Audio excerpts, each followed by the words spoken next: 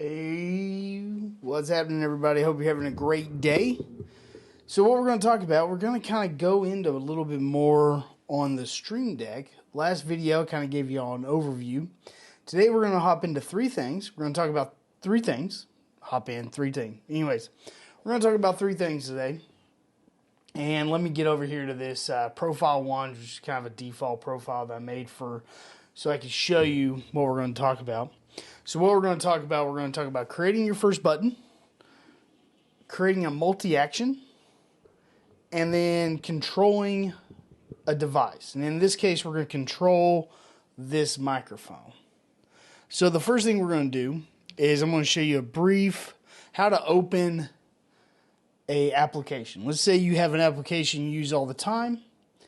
You want to be able to hit a button on your Stream Deck and open it. Okay? Easy peasy. As you notice over here on the right hand side, you have several different little toggle menus that open up, several different things. And you can actually there's actually more. These are just the ones that I have selected, and you can always install more and that kind of thing. Well, as they become integrated. So these are the ones that I have, and we'll just keep it the way it is. But what you're going to do to open an application, you're going to drag the open just anywhere in the layout that you want. And you can see we have the button right here.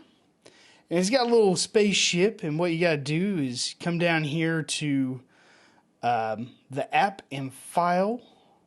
Click the three little dots, and this is the default location of where it'll start looking for applications or files and that kind of thing.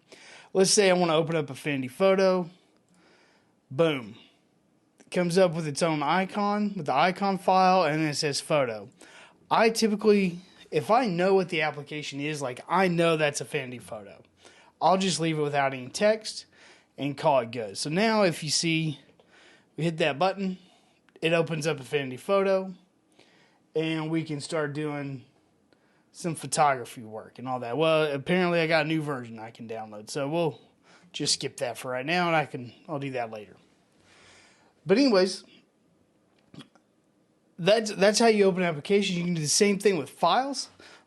So let's do another one, and it's pretty cool because you can do this. You can click the little three dots, like we're going to like we did with our Affinity Photo. And then one thing, what's really cool is you can select a GIF, and on the Stream Deck, it'll play. And I'll show you here what it looks like on the Stream Deck. It doesn't play it here in the software, but on the Stream Deck will play the GIF animation. So this is the Snoop Dogg GIF that I use when I'm going live now. I've got it set up. And so, yeah, you can do that. And let me show you one more thing. If you select just a text document, you can go here to my desktop. I've got a little test. Select it. It just comes up with the default little rocket ship and the title of the document. And you can change that to whatever you want. You press that, it'll open up the document, and you're good to go. You press, like if I press Snoop Dogg, it opens up in the file, and you can see him. I love that GIF. I use it. I love it. So that's creating the first buttons. It's really simple. It's drag and drop, and then you can also, like if I didn't like this icon, you can click the little down arrow and open Stream Deck library, and this will be all of the icons that Elgato has. The wavelength icons, and then you have these are ones that I downloaded. So I have the 8-bit Viking, I have Valhalla, and these are little GIF animations as well. So let's say I wanted to use like this Death Star for that one.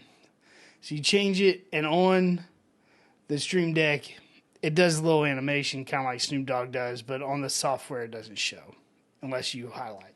So there's a lot of packs. You can download more. You can get more packs here. You can install all kinds. You can make it look however you want.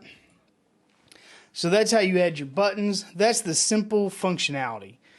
The overarching, if you don't use this thing for anything else but to launch applications, you can do that. But it's so much more powerful than that. So next we're going to go to a multi-action. Multi-action is very, very helpful. I have a couple set up that I use. I have one to set up my stream, which we're going to rebuild here, and then I have one when I go to pay my bills. It lays everything out. So yeah, there's 3 different ones: multi-action switch, and a random action. So if you have a bunch of actions set up, it'll select a random one, and you're good to go. You can select, a bunch of different ones. So if you're like, we're going to play a random GIF, you could have it open like several different photos, or several, we'll just do this, and then we'll open another one. These are just the thumbnails for the one I have for the Pride and Peddlers series I'm playing over on my gaming YouTube channel. As you can see, there's a few episodes. So you can set that random action, and it'll open up random things in that list. It's pretty cool, especially if you have like a different set of pictures you want to show, or you have a random deal of files, just whatever. I don't personally know what I would use that for, like in my own streams and videos, but you never know. I might think of something. If I do, I'll be sure to share it. But anyways, we're going to recreate the multi-action. So what you do is you move the multi-action over from the stream. And so you can't do a multi-action within a multi-action. That's why it's gone away. But if we're going to kind of rebuild the stream kind of setup, so you do a system open, and then I usually open up my Wavelink software, and then I open up OBS, and then I launch the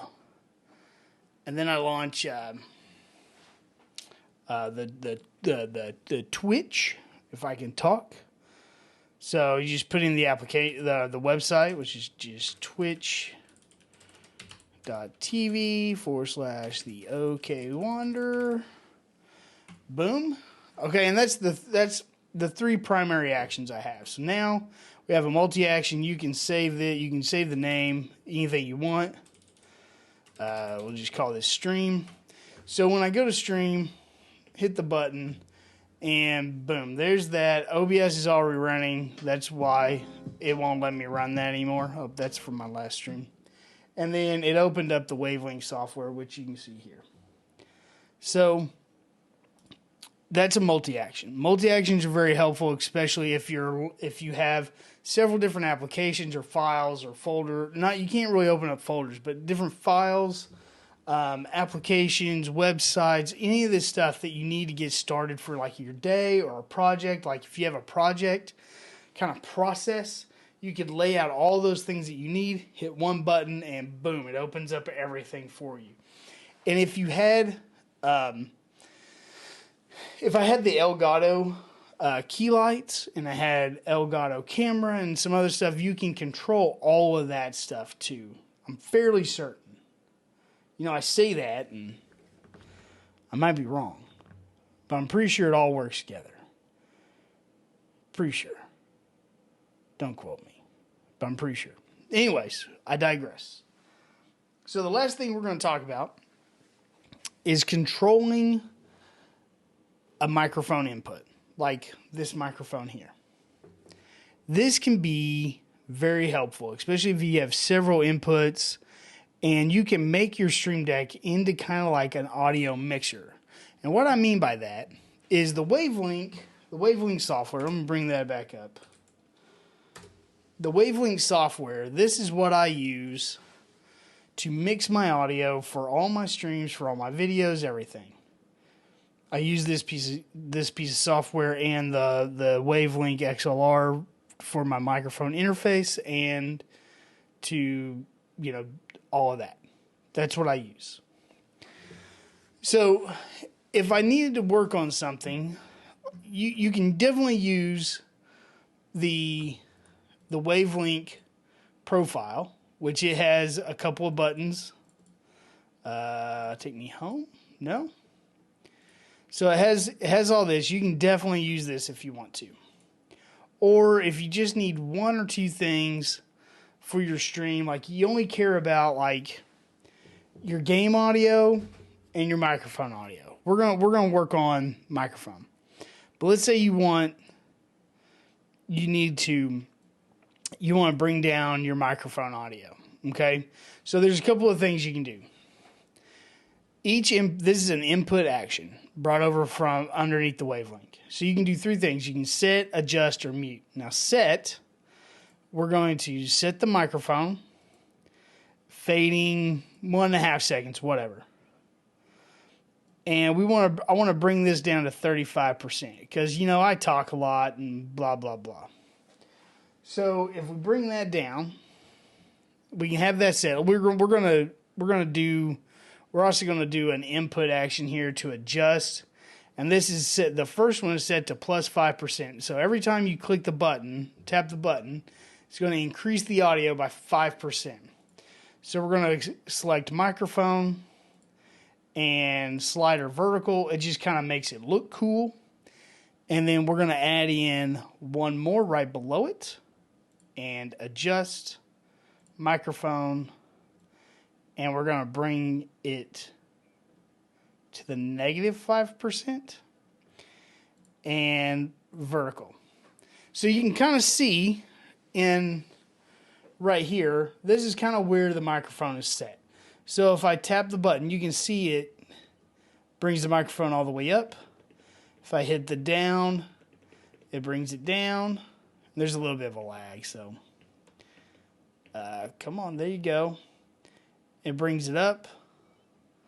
So we're maxed out here now. And then he's like, oh, we're getting ready to go. I need to set the button. I need to set the microphone. So you hit the set, and it sets it back down to whatever you tell it you want it to. We had to set it, 24%? Or, hey, I was being loud, but, we're about to start streaming. You can set it, boom. And you could call this like 75. You know what I mean? And then it would be, you're going to set this to 75% or 50 or whatever, and you could have a button just for those intervals. You could totally do that. I personally like to have sliders, and I like to see it, right? So, but you could definitely do that. And then you could also do a mute. So you can select any of these, but we're going to do the microphone. And right now this is monitor mix, so meaning what's going in your headphones. Right now I have it mixed because I don't really like to hear myself talk. But if I was going to need to mute the mic for a cough or something like that, you can hit.